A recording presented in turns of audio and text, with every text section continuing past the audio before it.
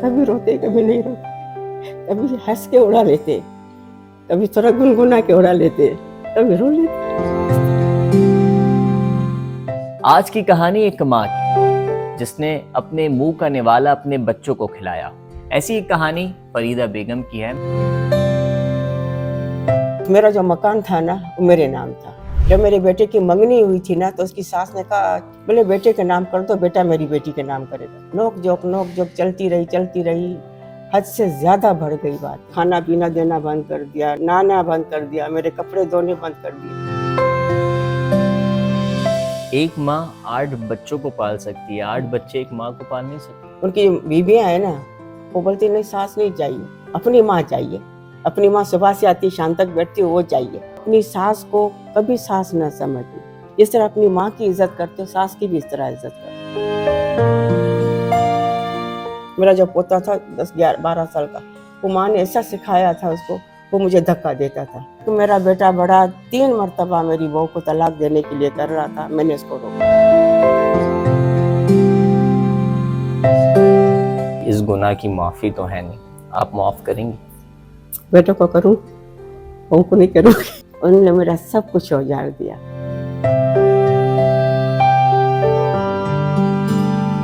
आज की कहानी एक माँ की जिसने अपने मुंह का निवाला अपने बच्चों को खिलाया, खुद रात रात जाग के अपने बच्चों को सुकून की नींद सुलाया हो।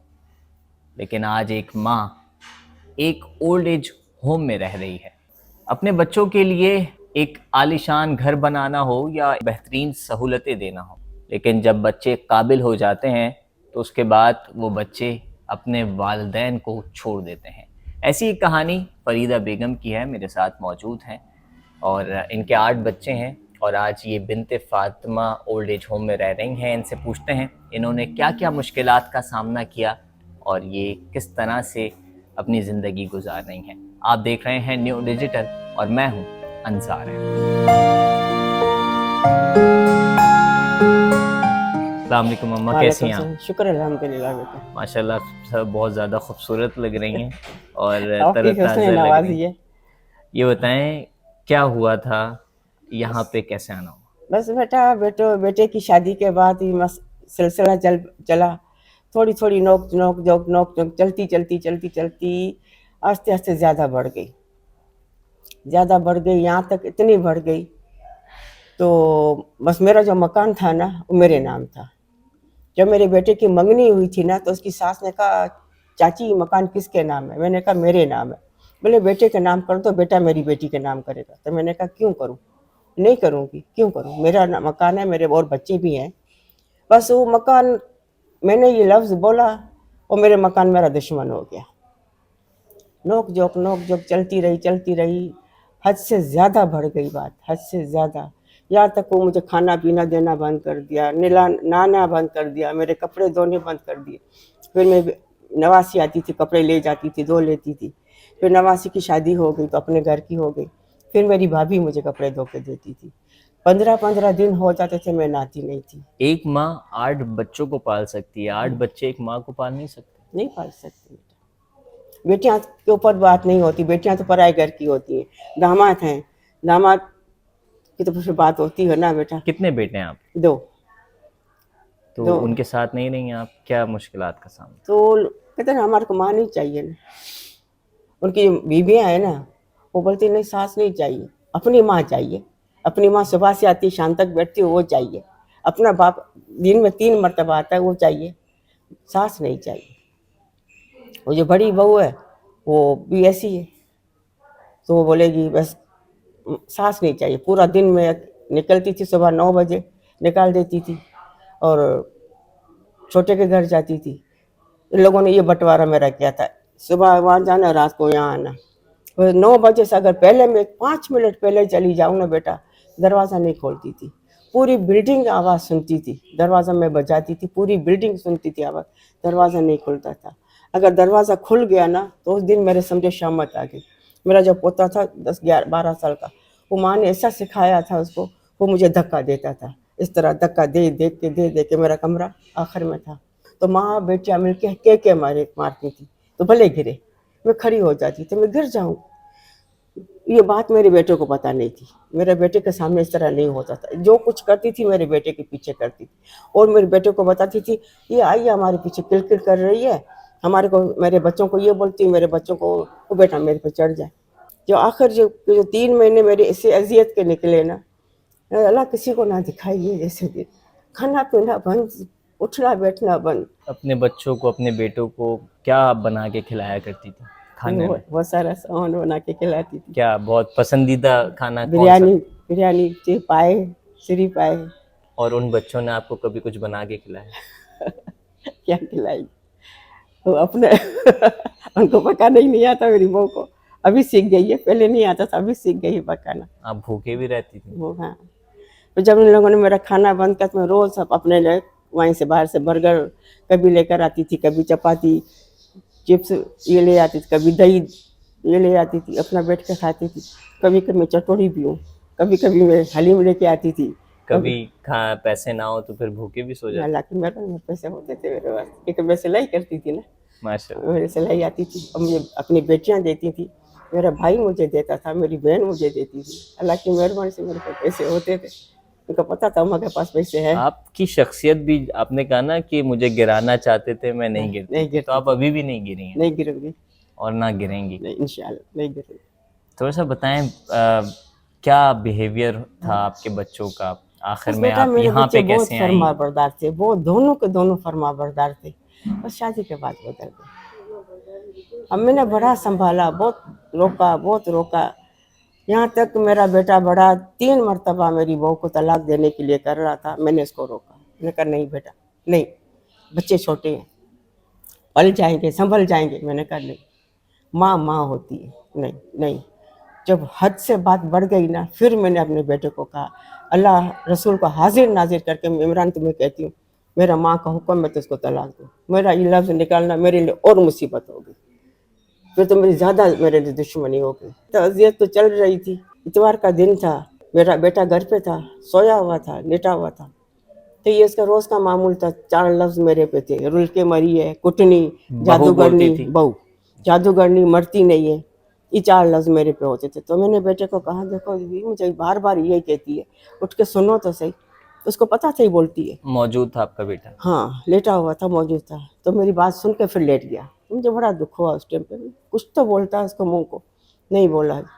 करवट लेके सो गया। मैंने अपनी चादर पर्स उठाई, छोटे के घर गई। छोटे के घर गई तो नाश्ता कर रहा था, इतवार के दिन देर से नाश्ता करते हैं। नाश्ता करते मैंने कहा कामरान इस तरह मेरे को इमरान की बीवी ने बोला है। तो उसने रोटी फेंक के बोला आज के बाद तुम आओगी तो मैं घर छोड़ कर चला जाऊँगा। उसका बोलना, मैंने पीछे कदम उठाए, मुझे आवाज़ दी पीछे से, मैंने उसको जवाब नहीं दिया, ना मुड़ के देखा उसको, सीधा निकल पड़ी। निकल के भाई के घर गई। भाई के घर भाई ने बिठाया, भाभी ने बड़े प्यार से बिठाया। मैंने कहा ये बात हुई है, पता तो था सबको, तो इनसे ये बात होती है, इस तरह भूख में रहती है, कभी दिन में भूख में होती थी, कभी रात में भूख में होती थी। फिर भाभी ने बिठाया, भाई ने बिठाया, पूरा दिन मैं वहाँ रही। इन लोगों ने ये नहीं पूछा तक अम्मा कहाँ गई। शाम को 7:30 बजे फिर मैं आई घर पे, पूछा नहीं इन लोगों ने कहाँ गई हो कहाँ नहीं गई हो। मैं आके अपना बिस्तरा लगा के सो गई। सुबह नाश्ता करके अपनी रिपोर्टें उठाई, जो अपनी तो आपकी रिपोर्ट्स थी, हाँ मेडिकल रिपोर्ट्स? मेडिकल रिपोर्टें उठाई अपनी, फिर भाई के घर चली गई। मैंने कहा मुझे अभी नहीं इनके पास नहीं जाना है, भाई मुझे यहाँ छोड़ के आओ, भाई मुझे यहाँ छोड़ के आओ। वो कह रहा सब्र कर सब्र कर सब्र कर। जब मेरे बेटे को फ़ोन करके बुलाया, आओ अम्मा से बात करो अपनी, और मेरे से बात करो, अपनी माँ को ले जाओ। भाई मेरा बेटा नहीं आया। फिर मेरे बेटे ने कहा चलो अभी मैं छोड़ के आता हूँ, अभी नहीं आ रहा है तो चलो अब। फिर यहाँ छोड़ के गया। अभी भी मुझे देखता है ना बेटा बड़ा, तो पता नहीं इसको क्या हो जाता है, समझ में नहीं आती है, बस देखते ही इसका खून खोल जाता है। अभी भी मुलाकातें होती हैं आप? नहीं कभी आए हों यहाँ नहीं मिलने? नहीं नहीं, छोटी बेटी आती है लेने के लिए, बड़ी छोड़ने के लिए आती है। नहीं, मैं खुद ही नहीं रहती अभी वहाँ कभी पर। कोई फोन आया हो, कभी बेटी एहसास का हुआ आता हो? है, बेटी का आता है। बेटे, दोनों बेटों का नहीं नहीं? दोनों बेटे तो नहीं, तो अल्लाह करे खुश रहे, जहाँ भी रहे खुश रहे। तो आप कभी, जाहिर है कि माँ का दिल दुखाना एक गुनाह होता है, और इस गुनाह की माफ़ी तो है नहीं, आप माफ़ करेंगी? बेटों को करूँ, बहू को नहीं करूँगी। तुम भी मेरे बेटे हो, बहू को नहीं करूँगी। उन्होंने मेरा सब कुछ उजाड़ दिया, यहाँ तक मेरा आशियाना उजाड़ दिया उन लोगों ने। मेरा इतना अच्छा घर सजा हुआ था। वैसे ये बिनते फातिमा फाउंडेशन, ये ओल्ड एज होम माशाल्लाह ये भी एक घर के तरह है। घर की तो हमारा घर ही और है। और माशाल्लाह आप लोग मिल के रह रहे हैं, हाँ बड़ी अच्छी हाँ। फैसिलिटीज़ हैं। इस ओल्ड एज होम के बारे में क्या कहें? माशाल्लाह बहुत अच्छा है। अम्मी हमारा बहुत ख्याल रखती हैं, असद भाई हमारा बहुत ख्याल रखता है। अम्मी हमारे खाने पीने का ख्याल रखती है, कपड़े का ख्याल रखती हैं। अल्लाह ना करे कोई बीमार हो जाए, उनका अम्मी ख्याल रखती हैं, असद भाई ख्याल रखते हैं, बहुत ख्याल रखते हैं हमारा। तन्हाई में जब सोती हैं रोना तो आता हो? रोना तो है, कभी रोते कभी नहीं रोते, कभी हंस के उड़ा लेते, कभी थोड़ा गुनगुना के उड़ा लेते, कभी रो लेते। इस तरह सब बेटियां आई, सब मिली आकर, 6 बेटियां हैं माशाल्लाह मेरी। दामाद आए, बस बड़ा बेटा आते ही ओल फोल बकने शुरू हो गया। मैं निकल पड़ी बेटी के कमरे से। मैंने छोटी ने कहा अम्मा मैं अपने घर ले जाऊंगी। मैंने कहा चलो बेटा, ये उतना भक रहा है, इनसे बेहतर है चलो। सारे रास्ते में मैं रोती हुई गई ना, बेटी बाहर पर मुझे मुड़ के देखता, अम्मा रो रही है, बाहर पर मुड़ के फिर वो अपनी बातों में मुझे लगाने लगा, अम्मा अभी ये लेवल ऐसा हो गया, अम्मा अभी ये ऐसा हो गया, ये मॉल खुल गया, ये हो गया। तो मैंने कहा हाँ कभी आएंगे ना इस मॉल में चलेंगे। इस तरह मेरी बेटी ने मेरा दिल मतलब वो ध्यान हटाया, तो रो ना पड़े, रो रही है तो ज़्यादा ना रो। फिर बच्चे नवासिया मेरे से बहुत प्यार करती हैं, बड़ी वाली की भी छोटी वाली की भी, वो मुझसे बहुत प्यार करती हैं। कुछ नवासियों को कह रही है मेरी बेटी, तो अम्मा आइए, अम्मा से प्यार करो, अम्मा की बातें बहुत सुना। सी ऐसी बहुएं ये वीडियो देख रही होंगी, बहुत से ऐसे बेटे ये वीडियो देख रहे होंगे। जो आज बहू हैं वो कल माँ बनेंगी, और जो आज बेटे हैं कल उनके भी बेटे होंगे। तो बेटा क्या पैगाम देंगे? मेरी मेरी अपनी 6 बेटियां हैं ना, ससुराल में इस तरह है ना, जैसे बोलते हैं ना, दूध और शक्कर। इतना अपनी सासों को, ससुर को, नंदों को, जेठों को इस तरह रख कर बैठी हुई है ना, जो मेरी बेटियों के बगैर एक कदम नहीं उठाती है। मेरी जो छोटी बेटी लेने आती है, उसका ससुर बीमार हुआ था, उसको डॉक्टर ने बोला इसको यहाँ निकला था कैंसर का। उसको अस्पताल तक मेरी बेटी ले जाती थी, आखिर तक उनका पैम्पर भी मेरी बेटी चेंज करती थी, नहलाना धुलाना खिलाना पिलाना ये सब आपकी करती थी, तरबियत थी ना? सब करती थी। अभी उसकी सास है, बहुत ज़ईफ है, उसका सब कर रही है, अभी तक उसको हर चीज़ हाथ में देती है। आप क्या पैगाम देंगी उन नई बहुओं को, उन बेटों को? ये पैगाम है मेरा, तो अपनी सास को कभी सास ना समझना। जिस तरह अपनी माँ की इज्जत करते हो, सास की भी इस तरह इज्जत करो। सास को जब प्यार मिलेगा, सास आपको डबल प्यार देगी। जब अपने बेटों को प्यार दे सकते हैं इंसान, तो बहुओं को नहीं दे सकता? बहुओं को भी वही प्यार दे सकता है ना, बहुओं को भी वही ख्याल रख सकते हैं ना। ठीक। जब बहुएं आते ही उन लोगों ने फुलझड़ी की तरह लगा लेती हैं, तो आते ही जलना शुरू हो जाती, फिर वो तो बहुएं नहीं हुई ना। बहुत हाँ शुक्रिया अम्मा, आपने टाइम दिया। ये दुनिया आर्जी है और इस दुनिया को ख़त्म हो जाना है, और कहते हैं कि माँ के पैरों तले जन्नत है, और अगर आप के माँ के पैर ही आपके घर पे ना रहें तो आप अपनी जन्नत को घर से बाहर निकाल रहे हैं।